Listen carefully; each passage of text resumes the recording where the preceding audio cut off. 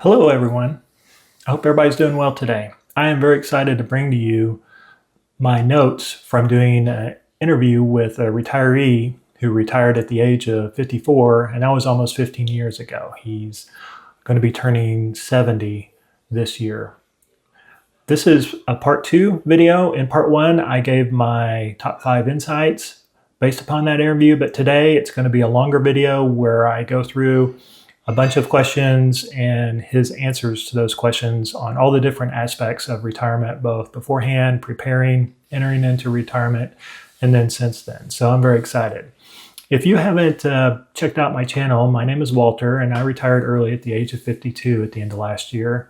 And I've been seeking out others who have retired early to gain wisdom and insight and be able to share that with you guys. So if you enjoy it, I hope you consider liking and subscribing and leave some feedback that you like this sort of video format and this content, and I will do my best to bring more of it to you guys.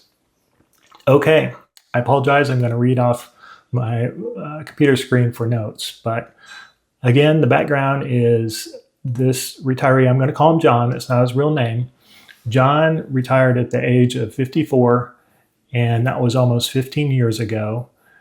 And I sat down with him last week, and we talked for about an hour and a half, where he shared all kinds of insights and information with me. So I'm going to read down through questions and his response to those questions. So here we go.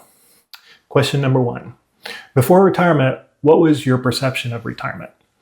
And he responded that he had no concept of retirement, but had received the sage advice of his first manager to contribute to the retirement plan, take advantage of the savings programs for retirement and any matching. And as he received pay increases, to continue to grow that each year. Towards the end of his career, he said he was saving over 50% of his pay for retirement. So that's great. Question number 2. When did he get serious about retirement planning? And he said he got serious at the age, he was about 40 years old.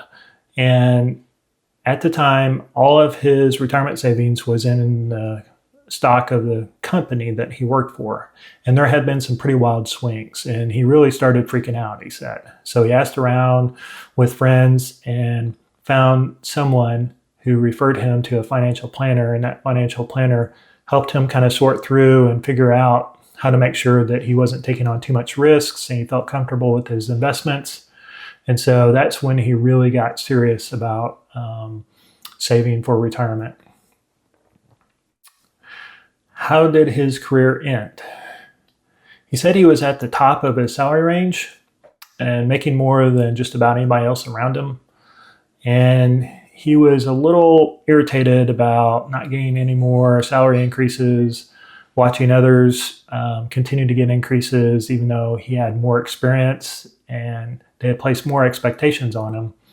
And he just knew he was kind of tapped out as far as salary increases that he would get. And he also said there was a little bit of boredom involved. And then another contributing factor was he had a friend he considered a mentor who had retired a few years earlier. And that mentor had encouraged him to consider to go ahead and retire early. How was his early retirement funded?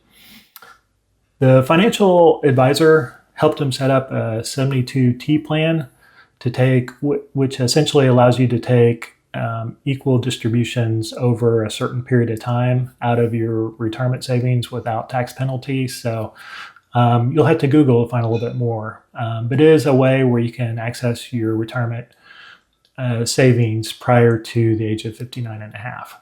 So he had a financial advisor planner help set that up for him. And so that funded his retirement from 54 into his 60s.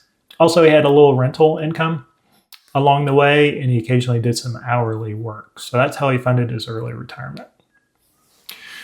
His current goals in retirement is to help others through relationship building, mentoring, and in any other way possible. He really wants to give back, so he meets with some young folks, and he helps out people any way that he can. This is an interesting one. How did he handle healthcare retiring early? He said he started out with COBRA from his employer, but later his employer actually had a program where early retirees could continue to stay on that the healthcare coverage. And so he was able to continue to maintain healthcare coverage from his former employer up until the point where he turned 65 and he qualified for Medicare. I asked if he had any regrets about his spending in early retirement. And he had, let's see here. He had a plan, he said, so he felt good about, essentially having what felt like a paycheck show up a couple of, every 2 weeks or twice a month. So it felt a lot like a paycheck, getting those distributions from his retirement savings. But he also knew that he was on a fixed income, so he didn't go and do a lot of extravagant things. He spent fairly conservatively, is how he described it. And then he did spend money for he and his wife to do some things they always wanted to do, such as take a European vacation and do some other nice things. He did regret, though, and he did regret that he's just now getting to the point where he's spending money to get the whole family together, kids, spouses, and grandkids together just to make some memories and spend time together. So he's rented a beach house and they're all going to go down there and spend time together, and he regrets not doing that earlier. Estate planning. He said he was not quite as organized as he should be, but he had all the basics in place. He did have a conversation with his kids and kind of set the expectations to not expect a whole bunch of windfall at retirement.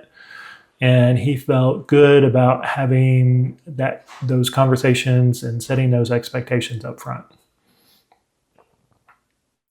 I asked about health coverage now, and he did sign up for Medicare. And I asked, did he go traditional Medicare or Medicare Advantage plan? And he said he did go with Medicare and a supplemental policy initially, but he found that he had all these different cards and all these different organizations he had to pay. So he had the Medicare, he had the Medigap, then he had a separate coverage for dental, separate coverage for vision, different coverage for drugs.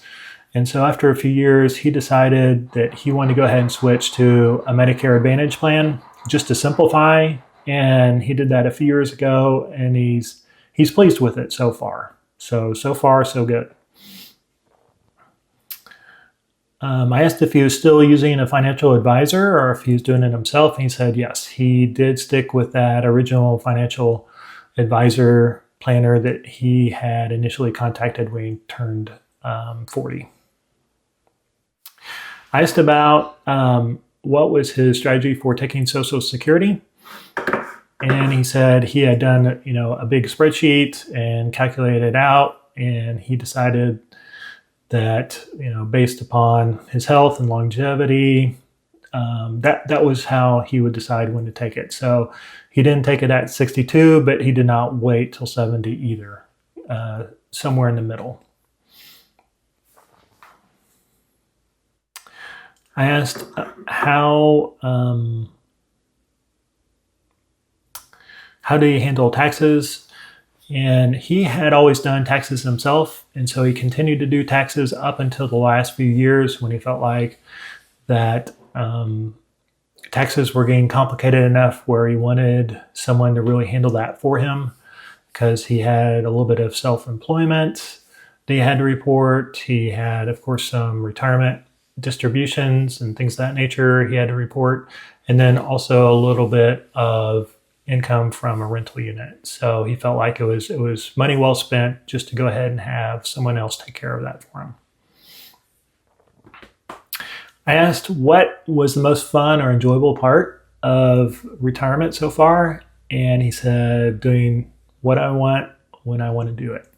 So I think we all can kind of resonate. That really resonates with me, and I think it will with others as well. I asked about his strategy for aging. Was he planning to age in place? And he said he was.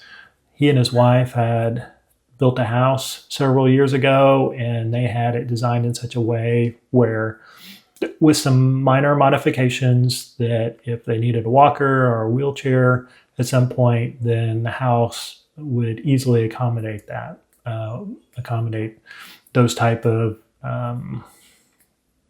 needs if they come up. I asked about long-term care coverage or strategy. What was his plan there? He and his wife, when he turned 65, purchased long-term care coverage that cost around $4,400 a year. He paid a little extra to keep the premiums flat and also have some inflation protection.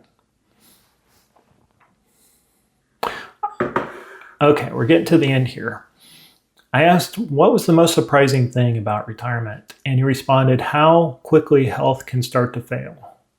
Things that he could do and or do quickly he can't do now, or it's taken him, it's more difficult for him to do things that used to be a lot easier. So he said he's very cautious about getting on the ladder now, things around the property. He mentioned having to do some tree work and things of that nature. So he has experienced some health issues in the last year. So that was very insightful. I asked about one piece of advice he would want others to know about retirement planning. He said, seek out someone with experience to help guide you. He had a mentor who was just a few years older, but due to his career as a corporate executive, he had retired many years earlier, and that was one of the primary factors in him going ahead and deciding to retire. So I think those are all the questions that I asked. I hope you found this useful. Please let me know if you like this kind of content, would like more of it. Please leave a comment, like, subscribe. Let me know that this is useful and that you would like to hear more of this type of content in the future. All right, so that's it. I hope everyone enjoyed this content. Take care. Stay safe out there.